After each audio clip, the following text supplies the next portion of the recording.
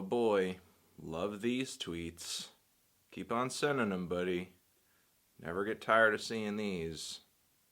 Boo-hoo! Hi everyone, Blackthany Death Tano here, the internet's busiest music nerd, and it's time for a review of the new Moonsorrow record, Age of Gods. These guys are a Finnish metal band who's been at it for over 20 years now, with very minimal lineup changes across their 7 studio albums. This is their latest full-length LP.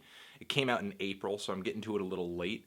Usually because this isn't usually my style of metal. I've never been that into Moonsorrow before. It's high production, semi-symphonic black metal with Northern European folk mixed into it. I've seen some people categorize this as Viking metal as well, and a lot of the stuff that is in this style, to me, it's just like progressive metal if you brought it to a Middle Ages festival. But I decided to give this record a shot. The fans seem to be enjoying it a lot, and it's been a while since I've listened to an album in this style, much less Moonsorrow, so And I ended up being pleasantly surprised, even though this record, in a lot of ways, is just business as usual for Moonsorrow. You have the bass black metal instrumentation, which is elevated by all of this epic arranged instrumentation, the horns, the keyboards, which usually have these very airy, ethereal patches that fill up the space around the brittle black metal guitars, and the blast beat drumming, and the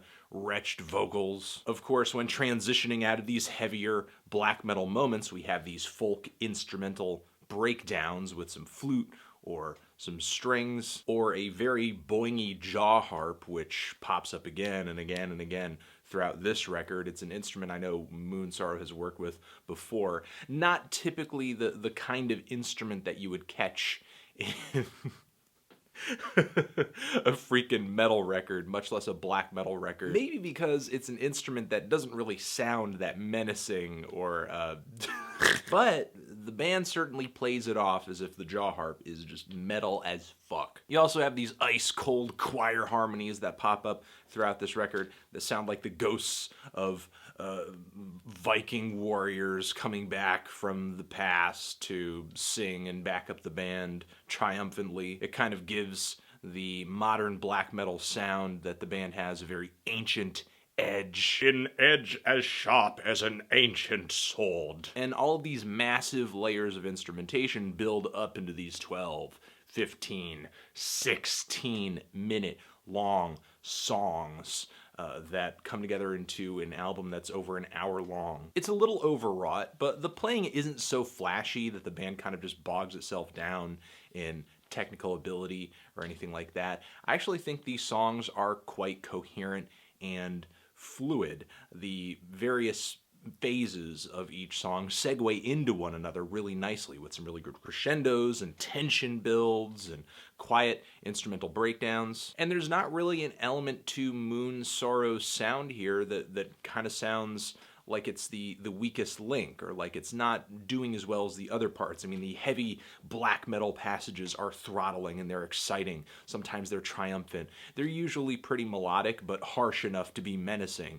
The folky instrumental breakdowns are usually very majestic and beautiful, pretty. And all of these elements come together, again, into a very fluid set of compositions. This album isn't really a clutter at all. Some artists, when kind of extending past the 6-minute mark, their songs can become kind of a mess. And I guess I'm not surprised that Moonsorrow was able to kind of avoid this. I mean, they've been writing songs in this style for so long.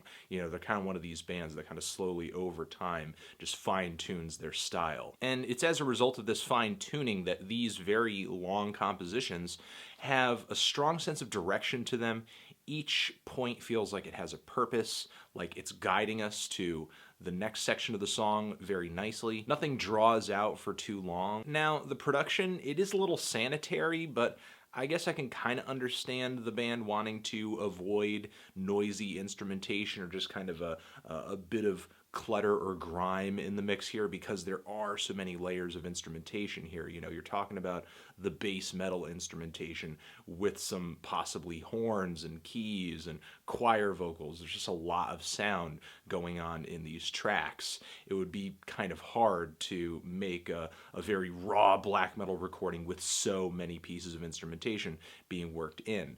And even though the production, it is kind of clean for black metal and for my personal taste, it doesn't take away from the performances on the record, which usually feel very live and aggressive. I think the album is very balanced for what it is. The band is able to make these metal passages sound visceral, sound dark, like a good metal passage should be, but these tracks are also nuanced and beautiful too, thanks to all of the folk influences that run throughout the record. And no one song in the track listing here sounded all that bad or unnecessary to me, or redundant either, although I guess maybe you could argue that this album isn't anything too new in comparison with much of Moonsorrow's past discography. I guess you would just want to listen to this record if you want to hear the band do what they usually do, a little bit bigger, a little more grand, a little more ambitious. But of course there are going to be some listeners who don't find enough surprises in this, and as a result they don't care for it.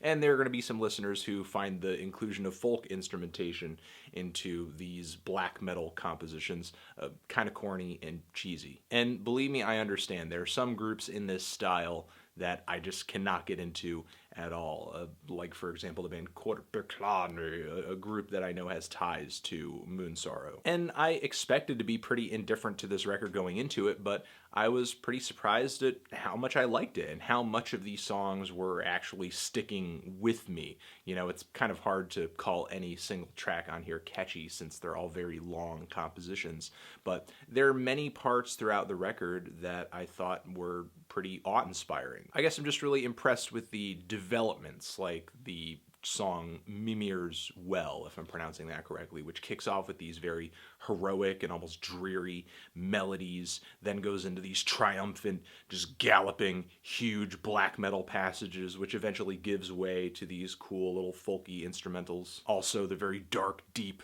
spoken word moment on the song Plague Grove, which I thought was kind of menacing, and the very hypnotic group chanting that follows after that, which, I don't know, just made me think of my Viking ancestors. I'm sorry, I have no Viking ancestors. All I'm saying is that there are highlights on the handful of tracks, the handful of long tracks on this record. And obviously, if you're into this style of metal, try this album out right away. But even if you're not, and you're just morbidly curious and you're just looking to, you know, give yourself some exposure to something that you wouldn't necessarily listen to, give this thing a try too, because there's a lot of things that are accessible about this record. You know, the metal passages, they're not too harsh, they're not too heavy, they're not too aggressive, although I wouldn't call them generic either. You know, even though the vocals are kind of standard at points, they occasionally break out of the usual black metal retch to deliver some cracked vocals or sound like, I don't know, some kind of weird forest troll. If you want to hear some metal that really goes on a musical odyssey and throws in all of this great arranged and just extra instrumentation without losing the rawness of the performances, then give this album a shot. I'm liking it. I'm recommending it. I'm feeling a strong 7 to a light 8 on this thing. Transition! Have you given this album a listen? Did you love it? Did you hate it? What would you rate it? You're the best. You're the best. What should I review next? Hit that like. If you like, please subscribe. Please don't die. Anthony Fantano, Moonsorrow, forever.